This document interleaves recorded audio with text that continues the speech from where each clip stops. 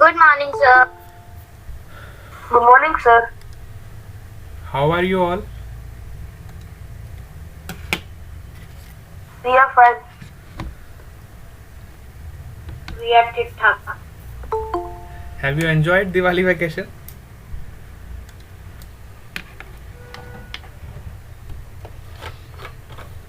Yes or no?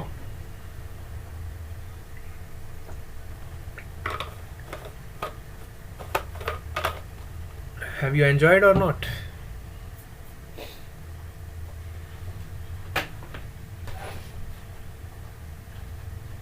No, sir.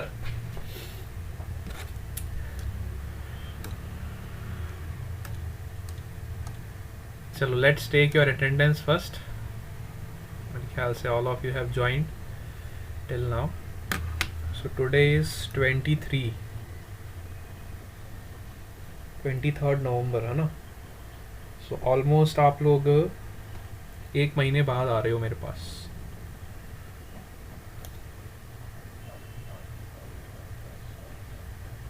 काफ़ी अच्छा vacation enjoy करके आए हो.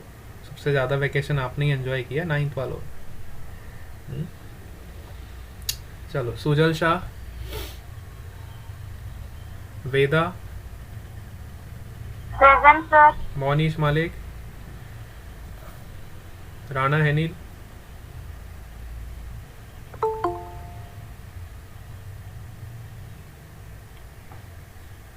Aditya Chaudhary,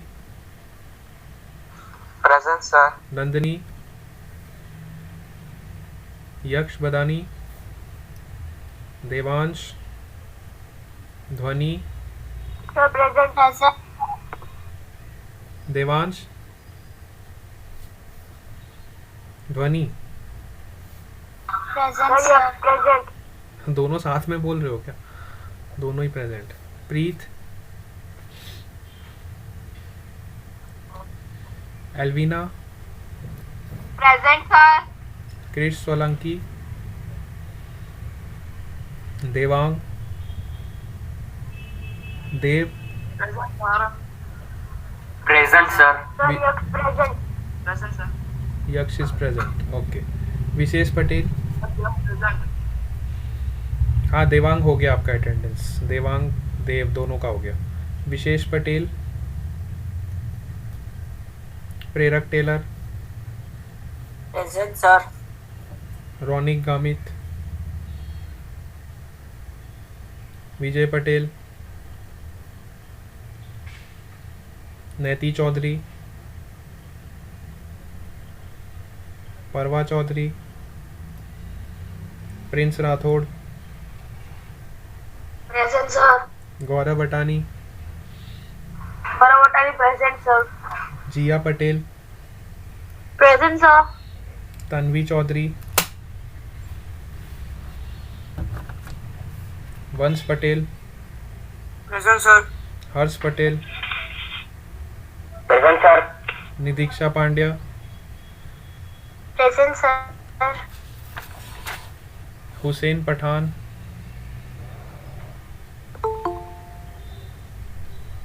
Braj Gamit, Present, sir. Justin Gamit, Present, sir. Priyanshu Jariwala, Hetvi Gamit, Daksh Chaudhary. Present, sir. Present, sir.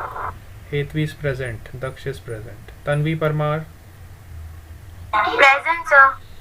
मीत Gamit, Present, sir. Ayush Patel,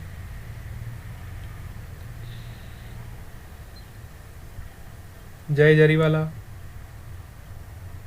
स्नेह पटेल, पूर्वी पटेल. चलो कौन रह गया अटेंडेंस में जल्दी से बताओ.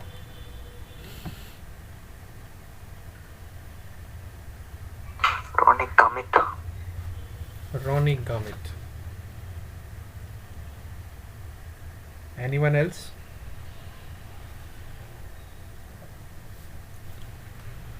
चलो बहुत सारे तो अटेंडेंस दे के निकल गए.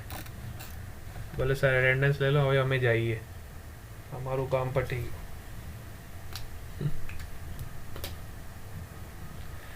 चलो, लास्ट क्लास में हम क्या पढ़ रहे थे बेटा?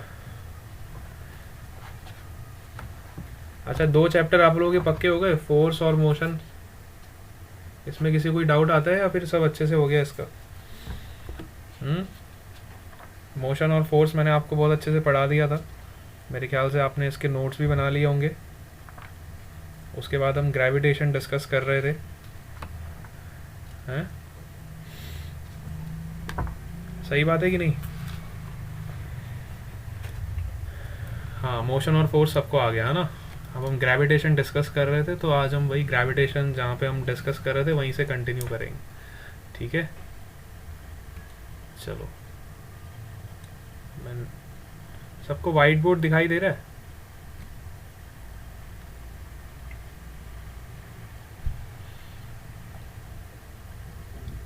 देखो बेटा, वाइट बोर्ड सबको विजिबल है? Yes sir. Okay, yes sir. ठीक है बेटा। Yes sir. सो हम बात कर रहे थे ग्रेविटेशन की, ठीक है?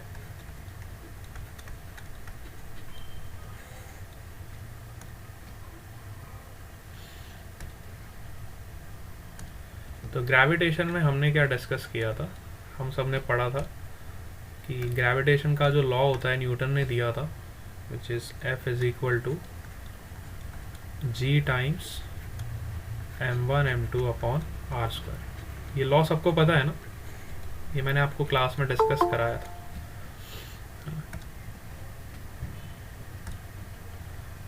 ग्रेविटेशन का लॉ हमने पढ़ा था, which is force is defined as G times m1 m2 upon r square.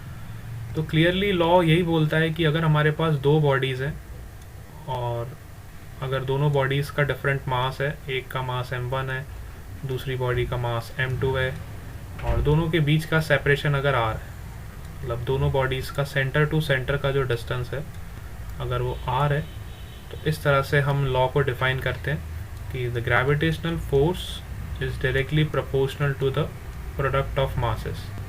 दोनों के मासेस के प्रोडक्ट के प्रोपोर्शनल हो। And gravitational force is inversely proportional to the square of distance between their centres. When you combine both the statements, है ना, जब आप इन दोनों स्टेटमेंट्स को कंबाइन करोगे तो आपको ग्रेविटेशनल का फोर्स मिलेगा, which is equal to G times m1 m2 upon r square. ठीक है, अब ये G क्या होता था आपको पता है किसी को? What is this capital G? What is this capital G? इस कैपिटल G को हम क्या बोलते हैं?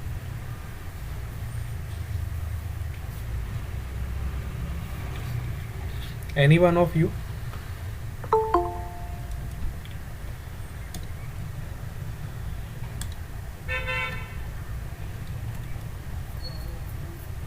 Yes, इस कैपिटल G को हम क्या बोलते हैं?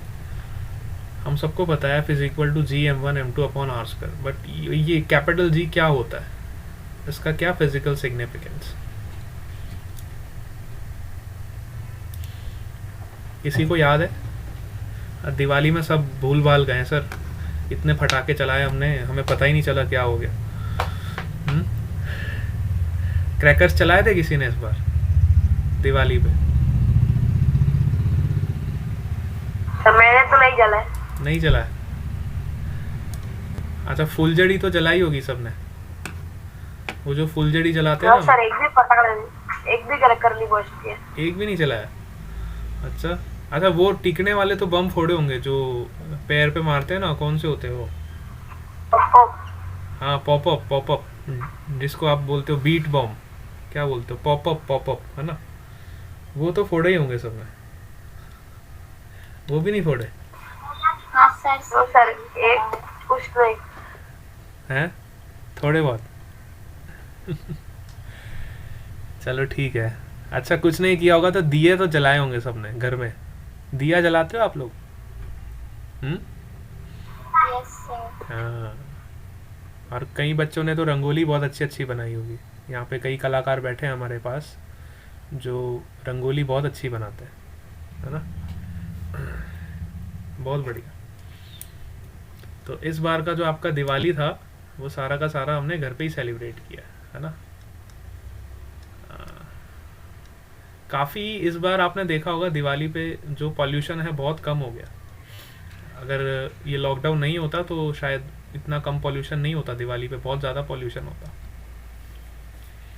तो तो इस बार स्काई शॉट जैसे पटाखे बहुत कम मिल रहे थे, है ना, इस बार कम मिल रहे थे, है ना। उसका कारण यही है कि आपका जो लॉकडाउन था उसकी वजह से आपका ये, पर एक तरफ से देखा जाए तो अच्छा भी है, हमें पटाखे कम चलाने चाहिए, हमारी एनवायरनमेंट ज़्यादा इम्पोर्टेंट है, एनवायरनमेंट को सेव करना चाहिए।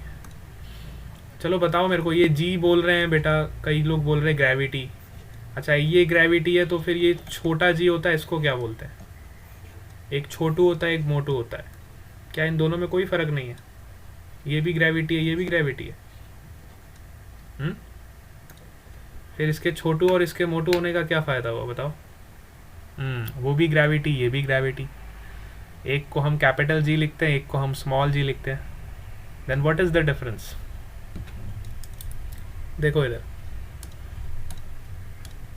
ये जो कैपिटल जी होता है इसको हम बोलते हैं यूनिवर्सल ग्रेविटेशनल कांस्टेंट। क्या बोलते हैं? This is known as universal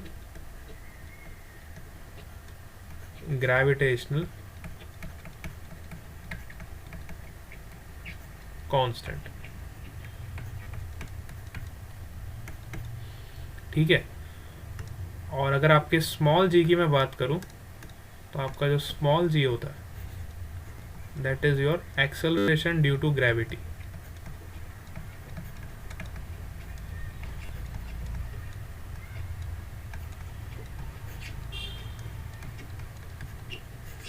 और इसकी जो वैल्यू होती है एक्सेलरेशन ड्यू टू ग्रेविटी की 9.8 आप यूज़ करते हो या फिर आप 10 यूज़ करते हो मीटर पर सेकेंड स्क्वायर, है ना। और जो ग्रेविटेशनल कांस्टेंट होती है इसकी वैल्यू क्या होती है? 6.67 इंटू 10 की पावर -11। तो ये दोनों में अंतर है, ये आपका कैपिटल जी है और ये आपका small g. One is your universal gravitational constant, इसकी वैल्यू कभी भी चेंज नहीं होती है, इसकी वैल्यू हमेशा फिक्स होती है।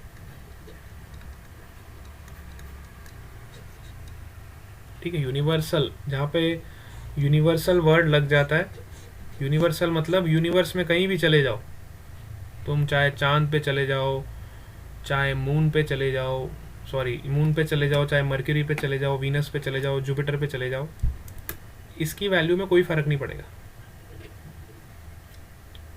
लेकिन अगर आप चांद पे जाओगे तो इसकी वैल्यू चेंज हो जाएगी। चांद पे जाओगे तो ये छोटा जी है वो चेंज हो जाएगा, लेकिन बड़ा जी कभी चेंज नहीं होता। ठीक है, बात समझ आई? Yes, all of you got this point? हाँ, ये बहुत इंपॉर्टेंट है। Sir where we use small g. अच्छा देखो, अब बच्चों को डाउट आया, सर हम स्मॉल जी कहाँ पे यूज़ करते हैं? देखो स्मॉल जी आप कहाँ पे यूज़ करते हो? देखो मैंने आपको मोशन चैप्टर पढ़ाया था, वहाँ पे आपको बताया था बेटा जब हम किसी बॉल को ऊपर फेंकते हैं तो उस पर एक्सेलरेशन लगता है ग्रेविटी वाला, तो वो जो जी लगता है वो स्मॉल जी होता है।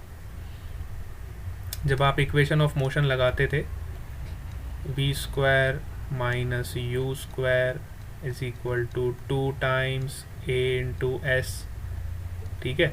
तो वहाँ पे जब आप एक्सेलरेशन यूज़ करते थे, जब मैं बॉल को ऊपर फेंकता था, और तो वहाँ पे हमारा जो एक्सेलरेशन होता था वो किसके बराबर होता था? जी के बराबर, तो वो आपका स्मॉल जी होता था।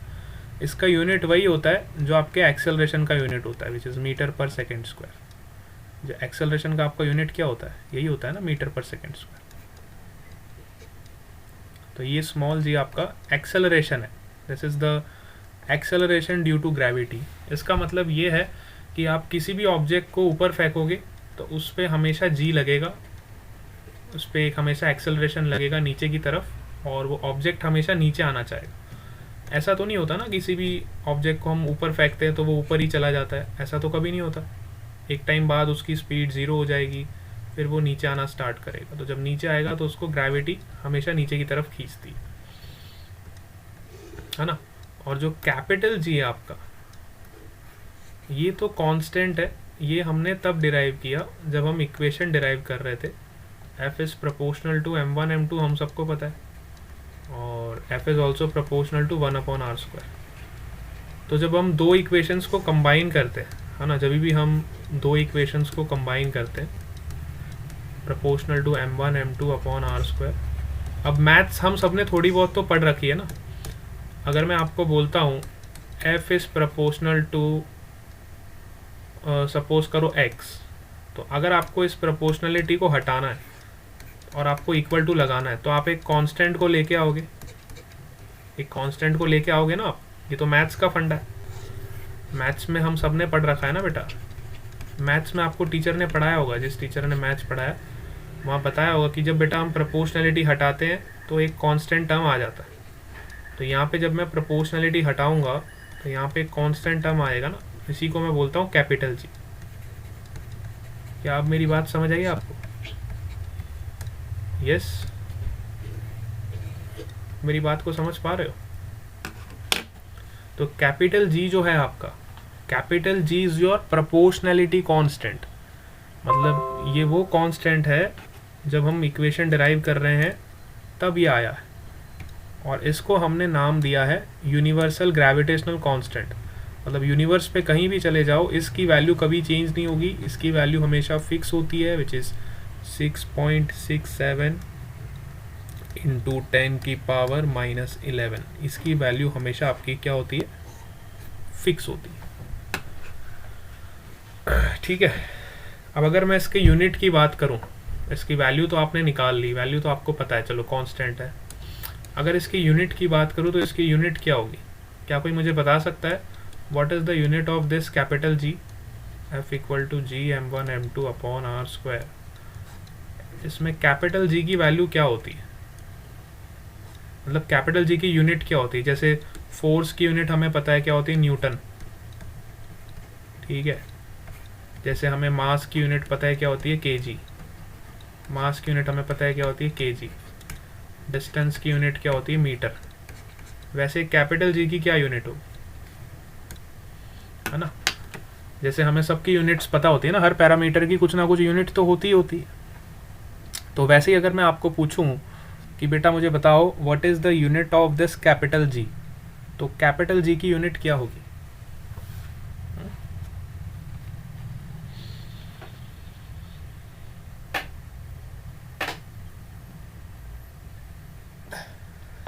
क्या कोई बता सकता है? Any one of you?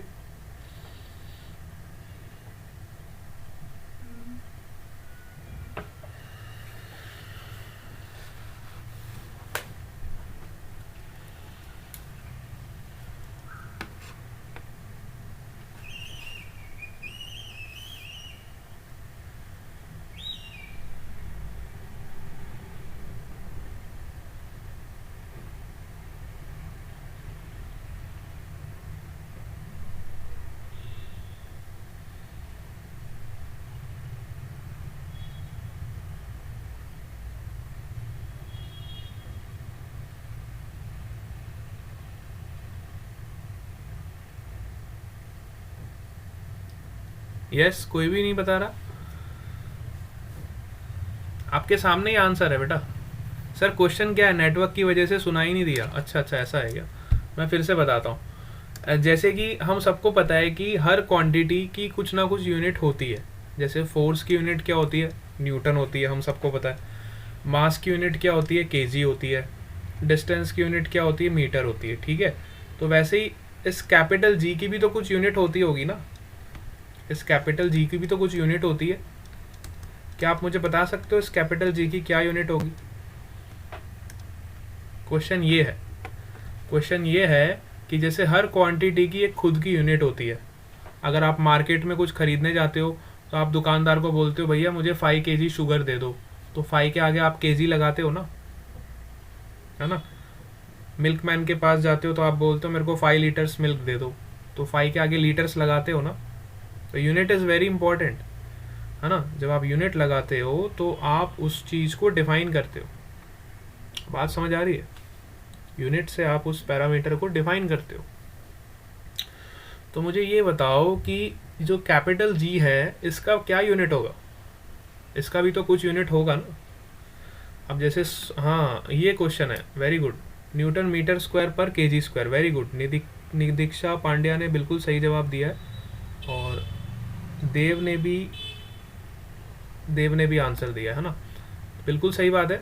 अब हमें कैपिटल जी का यूनिट निकालना है, तो यूनिट देखो आप ऐसे निकालोगे, तो कैपिटल जी को मैं ऐसे लिख सकता हूँ F into R square upon m1 into m2। ठीक है, बिल्कुल सही आंसर दिया। तो इसका यूनिट क्या हो जाएगा? इसका यूनिट क्या होगा? देखो फोर्स का यूनिट होता है न्यूटन, डिस्टेंस आपका मीटर, तो ये हो जाएगा metre square upon kg into kg means kg का स्क्वायर। तो ये आपका यूनिट हो जाएगा कैपिटल जी का। तो अब मैं कैपिटल जी को अच्छे से डिफाइन कर सकता हूँ। तो capital G is equal to 6.67 into 10 की power -11 newton metre square upon kg का स्क्वायर।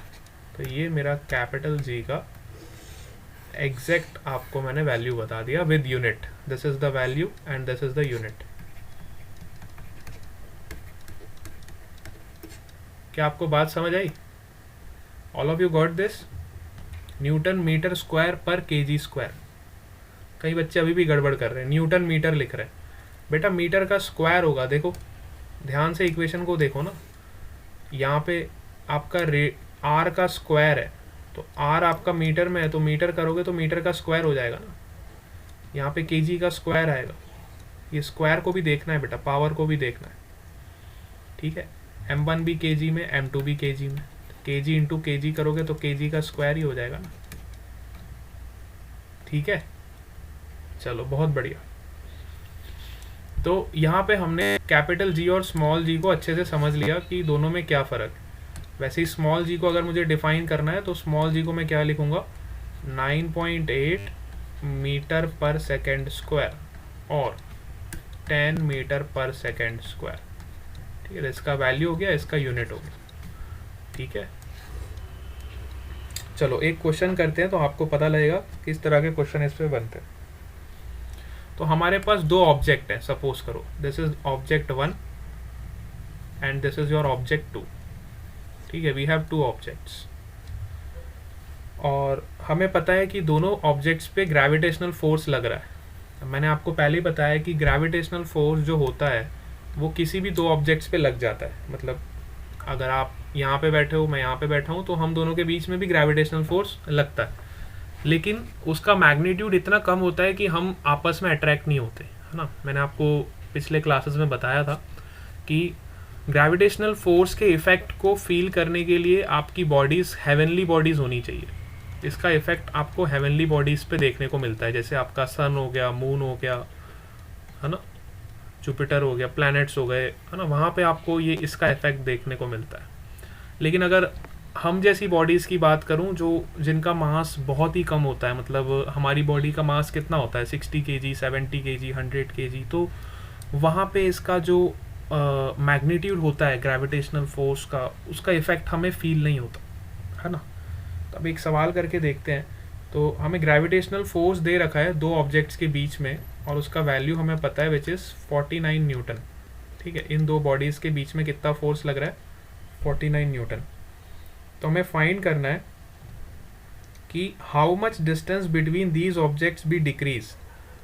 इन दोनों ऑब्जेक्ट के बीच का डिस्टेंस सपोज करो इनिशियली कितना है? r है।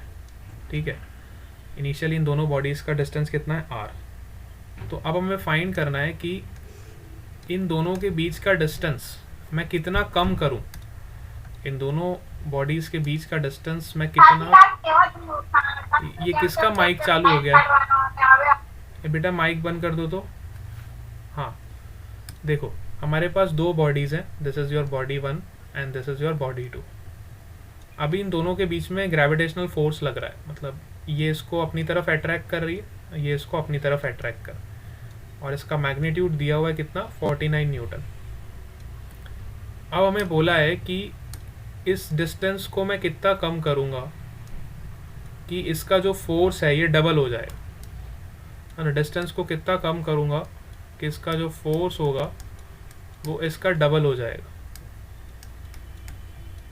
ठीक है, डिस्टेंस को कितना कम करूँगा कि इसका फोर्स जो है वो डबल हो जाएगा। मतलब 49 इंटू 2 कितना होता है आपका 98, ठीक है। मतलब 98 न्यूटन अगर आपको फोर्स करना है तो आपको आर की वैल्यू में क्या चेंज करना पड़ेगा, ठीक है। ये आपका क्वेश्चन है, मतलब आपका जो नया आर डैश होगा वो कितना होगा। क्या आपको क्वेश्चन समझ आया मेरा? हमारे पास दो बॉडीज़ है, ठीक है, दो बॉडीज़ है हमारा। अब देखो स्नेह पटेल ने आंसर भी दे दिया r/2। देखो इतनी जल्दी मत किया करो, थोड़ा उसको पहले इक्वेशन को देखा करो फिर आंसर किया करो, ठीक है। तो अभी हमें इनिशियली बॉडीज़ ऐसे दी हुई हैं, दोनों के बीच का डिस्टेंस r है। अब ऑब्वियसली बात है, हम सबको पता है जो ग्रेविटेशनल फोर्स का लॉ है विच इज़ Gm1m2/r², है ना, ये हमारा लॉ है। अब इसमें हम सबको पता है कि अगर मैं r की वैल्यू को, अगर मुझे फोर्स की वैल्यू को बढ़ाना है, मुझे बोला है फोर्स को मुझे बढ़ाना है, तो मुझे r को कम करना पड़ेगा, है ना। डिनोमिनेटर अगर आपका कम होगा तभी आपका फोर्स का वैल्यू बढ़ेगा, ठीक है, हम सबको ये बात पता है। तो r की वैल्यू को मैं क्या करूँगा कि मेरा फोर्स डबल हो जाएगा। तो मैंने क्या किया, पहली इक्वेशन मुझे यहाँ पे दे रखी है, मतलब force is inversely proportional to r²। मुझे पता है अगर मेरा मास कांस्टेंट है, जी भी कांस्टेंट है, तो force is inversely proportional to r²। इसका मतलब ये है, I can write like this, F1/F2 which is equal to r2² inversely proportional है ना, तो मैं ऐसे लिख सकता हूँ F1/F2 is equal to r2²/r1²। तो पहले मुझे फोर्स कितना दिया हुआ है 49 न्यूटन, और बाद में फोर्स क्या हो गया मेरा डबल, मतलब 2 × 49। पहले मुझे डिस्टेंस कितना दिया हुआ था, r1 का वैल्यू कितना दिया हुआ था, r के बराबर, ठीक है, और फाइनली मेरा r कितना हो गया, r डैश हो गया। तो मुझे r डैश का वैल्यू निकालना है कितना होगा, तो यहाँ से मैं r डैश का वैल्यू निकाल सकता हूँ। देखो 49 से 49 कैंसिल हो गया, तो r डैश का square is equal to r²/2, तो r डैश हो जाएगा r/√2, ठीक है। तो आपका जो नया डिस्टेंस होगा दैट विल बी r/√2। तो इसका मतलब क्या हुआ, अगर मैं दो ऑब्जेक्ट्स को r/√2 पे रखूँगा, है ना, दोनों ऑब्जेक्ट्स के बीच का डिस्टेंस अगर मैं r/√2 कर दूंगा, तो इन दोनों के बीच का जो फोर्स होगा वो डबल हो जाएगा, है ना, इन दोनों के बीच का जो फोर्स होगा वो डबल हो जाएगा। अगर मैं डिस्टेंस को r/√2 कर दूंगा तो मेरा फोर्स क्या हो जाएगा, 2 टाइम्स हो जाए। क्या आपको बात समझ आई? r/2 नहीं आएगा बेटा, r/√2 आएगा। देखो यहाँ से देखो, आप जब आप दोनों को रूट लोगे तो ये वाला स्क्वायर और रूट कैंसिल हो जाएगा, लेकिन 2 के नीचे तो रूट आ जाएगा ना बेटा। r डैश को आप क्या लिखोगे, r/√2 ही तो लिखोगे, कैलकुलेशन करके देखो, है ना। अरे मैथमेटिक्स का प्रिंसिपल है, देखो ये तो मैथमेटिक्स था ना, इसमें क्या गड़बड़ कर दी, कैलकुलेशन मिस्टेक किया आपने और कुछ नहीं किया, ठीक है। अगर मैं बोलूँ r² is equal to x/3, तो r की वैल्यू क्या होगी बताओ। अगर मैं बोलूँ आपको, सपोज करो r² is equal to x²/3, तो और बोलूँ r की वैल्यू फाइंड करके बताओ क्या होगी, तो आप क्या लिखोगे, what will you right? Yes,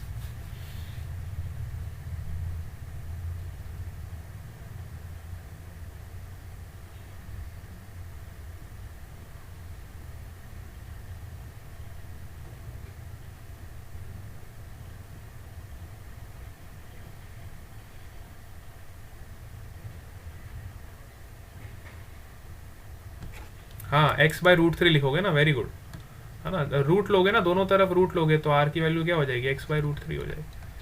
तो सेम प्रिंसिपल यहाँ भी लगाया, जब आप दोनों तरफ रूट लोगे तो आपका r डैश कितना हो जाएगा, r/√2 हो जाएगा, ठीक है। तो इस तरह के क्वेश्चन इस पे बन जाते हैं। अब एक क्वेश्चन मैं आपको और देता हूँ, आप खुद से एक बार ट्राई करो। अब मैंने क्या किया, सपोज करो ये मेरे पास मास है m, ये मेरे पास मास है m, और इन दोनों के बीच का डिस्टेंस मुझे दिया हुआ है r, और इस पे फोर्स लग रहा है लेट्स से सेम फोर्स ले लेता हूँ 49 न्यूटन। अब मैंने क्या किया, सॉरी फोर्स को मैं F ले लेता हूँ, ठीक है, इस पे फोर्स लग रहा है F। अब मैंने क्या किया, इन दोनों मासेस को डबल कर दिया, इन दोनों मासेस को मैंने क्या कर दिया, m की जगह 2m कर दिया, और इसको भी मैंने 2m कर दिया, ठीक है, दोनों मासेस को मैंने डबल कर दिया, पर दोनों के बीच का डिस्टेंस सेम रखा। तो अब आप मुझे बता सकते हो इस पे कितना फोर्स लगेगा, जो नया फोर्स होगा वो कितना होगा। अब मैंने दोनों मासेस को डबल कर दिया, लेकिन डिस्टेंस को चेंज नहीं किया, डिस्टेंस पहले भी r था और डिस्टेंस अभी भी r। अब आप मुझे बता सकते हो what is the value of F dash.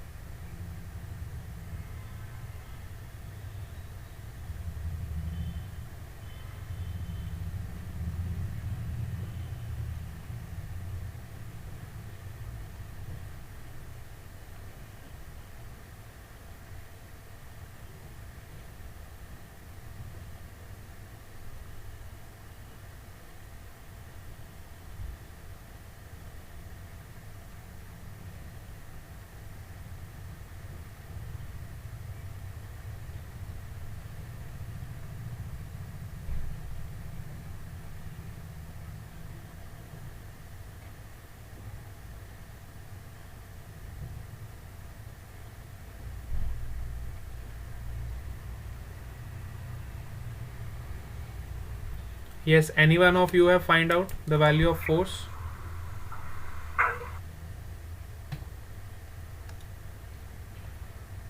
देखो बेटा, मास यहाँ पे डबल हो गया, पहले मास m था, अब मास 2m हो गया। तो मास डबल होने की वजह से मेरे को ये बताओ कि फोर्स बढ़ेगा कि कम होगा। क्या अगर मैं मास बढ़ाऊंगा तो फोर्स इंक्रीज होगा कि डिक्रीज होगा, ये बताओ पहले।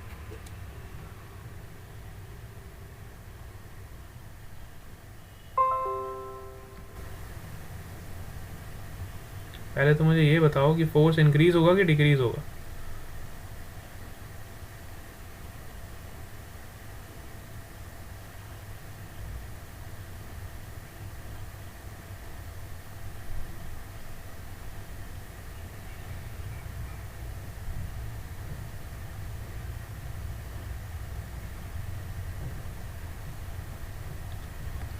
Yes, any one of you? Increase होगा, है ना, बिल्कुल सही बात है यार, इंक्रीज ही होगा ना, मास बढ़ाऊंगा तो इंक्रीज ही होगा, सिंपल सी बात है। तो अब कितना इंक्रीज होगा, तो नया फोर्स आपका क्या हो जाएगा। देखो पहले आपका फोर्स कितना लग रहा था, G टाइम्स m1 m2, मतलब m1 भी m है m2 भी m है, तो m² अपॉन r²। तो अब नया फोर्स कितना हो जाएगा, G टाइम्स, अब m की जगह आप क्या लिखोगे, 2m into 2m upon r²। तो ये कितना हो जाएगा आपका जो F डैश होगा, which is G times 4m² upon r²। और अगर आप ध्यान से देखो तो G m² अपॉन r² को मैं क्या बोल सकता हूँ, इसको मैं बोल सकता हूँ F। तो F dash is equal to 4 times of F, मतलब आपका जो नया फोर्स होगा वो 4 गुना ज़्यादा हो जाएगा, it will be 4 times of original force. पहले आपका फोर्स कितना लग रहा था, F लग रहा था, अब आपका फोर्स कितना लग रहा है, 4F लग रहा है, मतलब ओरिजिनल फोर्स से आपका फोर्स कितना हो गया, 4 टाइम्स हो गया। ठीक है, बात समझ आई। इंक्रीज तो हुआ, पर कितना इंक्रीज हुआ, 4 टाइम्स ज़्यादा हो गया। तो इससे हमें ये पता चला कि अगर हम मास को डबल कर देंगे तो हमारा जो फोर्स होगा वो 4 गुना ज़्यादा बढ़ जाएगा, है ना, मतलब 4 टाइम्स ज़्यादा इंक्रीज हो जाएगा। बात समझ आई आप लोगों को। तो इस तरह से हमें ये चीज़ पता चली कि जब मैं डिस्टेंस को कम करता हूँ तो मेरा फोर्स इंक्रीज होता है ना, क्योंकि डिस्टेंस के इन्वर्सली प्रोपोर्शनल है। और जब मैं मास को बढ़ाता हूँ तो भी मेरा फोर्स इंक्रीज होता है, क्योंकि मास के डायरेक्टली प्रोपोर्शनल, है ना। When you increase the mass, the force increases. When you decrease the distance, then also force will increase. ठीक है, तो ये दोनों पॉइंट्स को नोट डाउन कर लेना, है ना.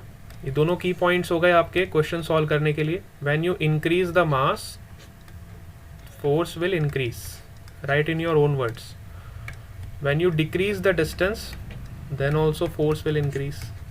So these are two key points which you have to remember and note down in your copy. ठीक है, तो आज की क्लास हम यहीं पे एंड करते हैं और फिर हम कल इसको यहाँ से कंटिन्यू करेंगे. ठीक है बेटा. So bye bye to all of you and make your notes very properly. ठीक है.